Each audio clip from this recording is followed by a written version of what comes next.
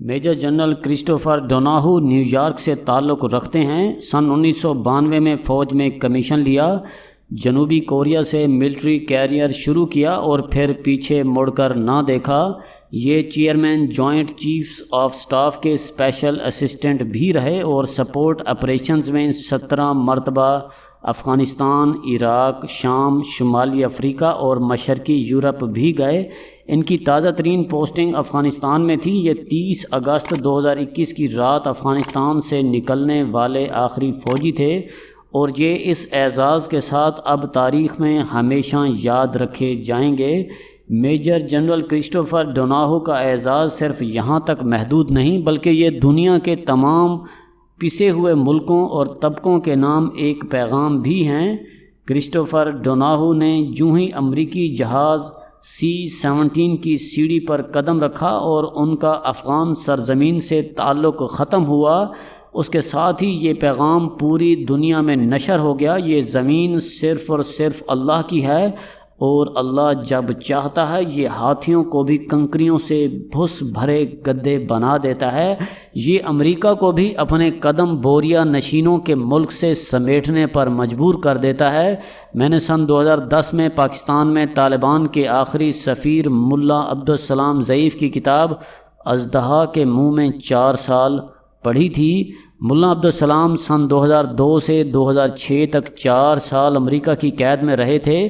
یہ سن 2006 میں گوانتاناموبے سے رہا ہوئے کابل آئے اور گمنامی میں زندگی گزارنے لگے۔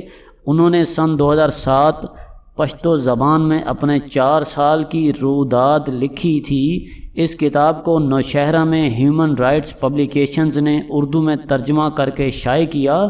جنرل پرویز مشرف کا دور ختم ہو چکا تھا، پیپلز پارٹی کی حکومت تھی، لہٰذا یہ کتاب شائع ہوئی اور اس نے درد دل رکھنے والوں کو ہلا کر رکھ دیا۔ میں نے طالبان کی واپسی کے بعد یہ کتاب دوبارہ پڑھی اور دیر تک افسردہ بیٹھا رہا۔ ملا عبدالسلام ضعیف نے لکھا، میں افغان ایمبیسی کے مہمان خانے میں آیا، وہاں 3 افراد بیٹھے تھے۔ ان میں سے ایک پٹھان تھا جس نے گلزار کے نام سے اپنا تعارف کرایا، جبکہ دیگر دونوں اردو بولنے والے تھے۔ ان میں سے ایک انتہائی بدصورت کالے کلوٹے اور بددہے ہونٹوں والے نے تجزیہ انداز میں کہا، آپ جانتے ہیں امریکہ اس وقت سپر پاور ہے، پاکستان جیسا کمزور ملک اس کا مقابلہ نہیں کر سکتا۔ اس سپر پاور کو آپ کی ضرورت ہے اور ہم آپ کو گرفتار کر کے امریکہ کے حوالے کرنے آئے ہیں تاکہ امریکی خوش ہو سکیں اور پاکستان کو کوئی گزند نہ پہنچے۔ عبدالسلام ضعیف کے مطابق میں نے جواب دیا، امریکہ ایک سپر پاور ہے لیکن اس کے باوجود دنیا کے معاملات چلانے کے لیے کچھ قوانین اور اصول ہیں۔ آپ مجھ سے کن اسلامی، غیر اسلامی اور بین الاقوامی اصولوں کے تحت یہ سلوک کر رہے ہیں؟ آپ مجھے زیادہ سے زیادہ ملک چھوڑنے کا حکم دے سکتے ہیں۔ ملا ضعیف کے مطابق اس شخص نے توہین آمیز لہجے میں کہا، ہماری نظر میں اس وقت اسلام کی کوئی اہمیت ہے اور نہ کسی قانون اور اخلاقی قدر کی، صرف پاکستان کے مفادات اہمیت کے حامل ہیں اور بس۔ ملا ضعیف کے مطابق مجھے اسلام آباد سے گرفتار کر کے پشاور لایا گیا اور پھر منہ پر پٹی باندھ کر امریکیوں کے حوالے کر دیا گیا اور امریکیوں نے مجھ پر لاتوں، گھونسوں، تھپڑوں اور مکوں کی بارش کر دی۔ مجھے زمین پر پٹخ دیا گیا اور چاقوؤں سے میرا لباس پھاڑ کر مجھے بالکل ننگا کر دیا گیا۔ اس دوران میری آنکھوں کی پٹی سرک گئی تو میں نے دیکھا پاکستانی اہلکار فوجی انداز میں صف بستہ کھڑے تھے، ان میں غالباً کوئی جرنیل بھی تھا۔ دوسری طرف چند امریکی فوجی منظم انداز سے کھڑے تھے جبکہ باقی امریکی میرے ساتھ وحشیانہ اور ظالمانہ سلوک کر رہے تھے۔ ملا ضعیف نے لکھا، پاکستان مجھے امریکیوں کے حوالے کرنے پر مجبور تھا، میں مان لیتا ہوں، لیکن یہ کم از کم امریکی اہلکاروں سے یہ تو کہہ سکتا تھا، آپ ایک بے بس قیدی سے ہماری آنکھوں کے سامنے اس قسم کا غیر انسانی سلوک نہ کریں۔ امریکیوں کے اس توہین آمیز سلوک پر پاکستانی اہلکاروں کا یوں خاموش رہنا، یہ وہ سنگین جرم ہے جسے نہ کوئی غیرت مند اور باضمیر انسان معاف کر سکتا ہے اور نہ بھول سکتا ہے۔ یہ زخم زندگی بھر مندمل نہیں ہو سکتے۔ ملا عبدالسلام ضعیف کو پشاور سے سمندر میں کھڑے امریکی بحری جہاز میں لے جایا گیا۔ وہاں اسے روز شدید تشدد کا نشانہ بنایا جاتا تھا۔ 3 بائی 6 فٹ کے قبر نما کمرے میں بند کر دیا جاتا تھا۔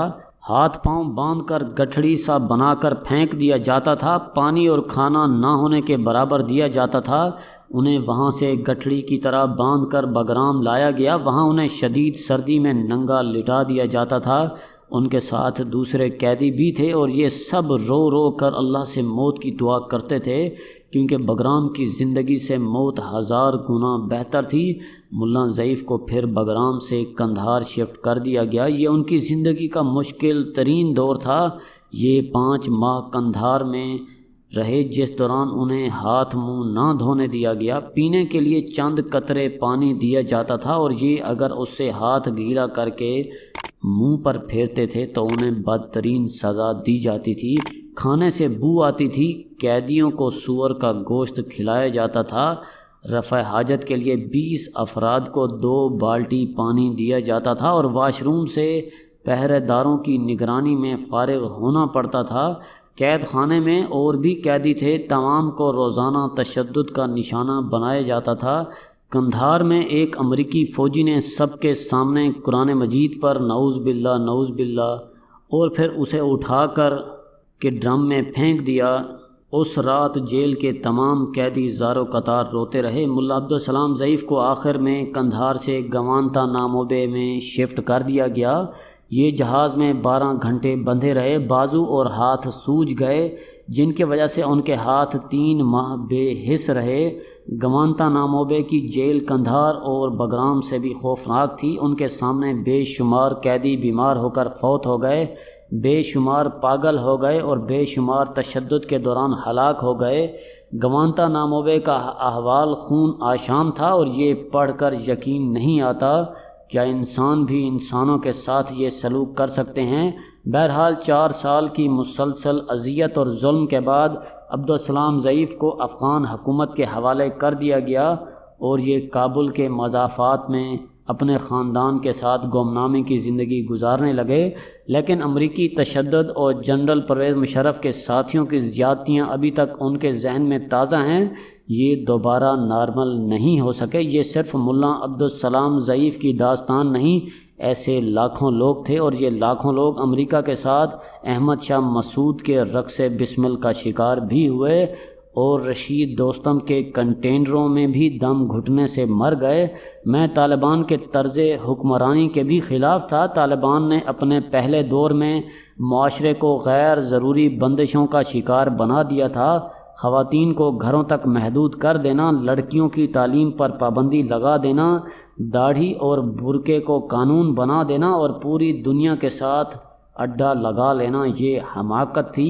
لیکن امریکہ اور اس کے اتحادیوں نے طالبان کے ساتھ جو کیا، ہم اسے بھی کسی طرح مہذب قرار نہیں دے سکتے۔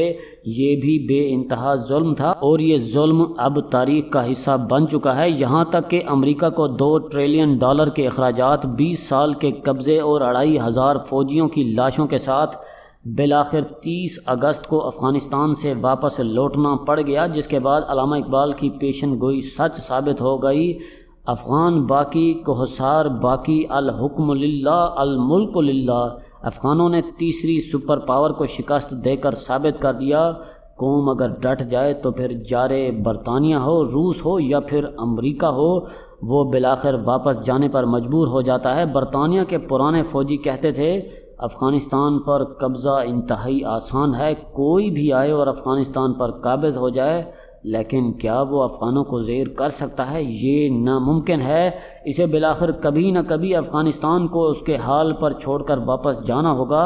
افغانستان میں سن 1839 میں برطانیہ آیا، پہلی افغان اینگلو وار ہوئی۔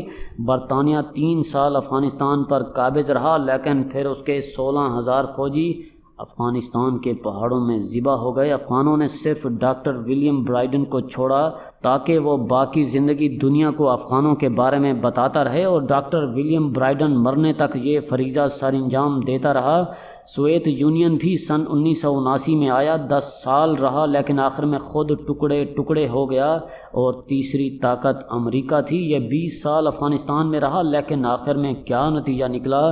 میجر جنرل کرس ڈوناہو نے کابل ایئرپورٹ کو ہاتھ ہلا کر گڈ بائی کہا اور امریکہ بھی افغانستان سے واپس لوٹ گیا، جس کے بعد طالبان آئے، کابل ایئرپورٹ پر کھڑے ہو کر اذان دی، صف بصف کھڑے ہو کر با جماعت نماز ادا کی اور دنیا کو یہ بتا دیا یہ زمین صرف اور صرف اللہ کی ہے، اور اللہ اگر نہ چاہے تو دنیا کی واحد سپر پاور بھی 20 سال میں طالبان جیسے بے آسرا لوگوں کو دبا نہیں سکتی۔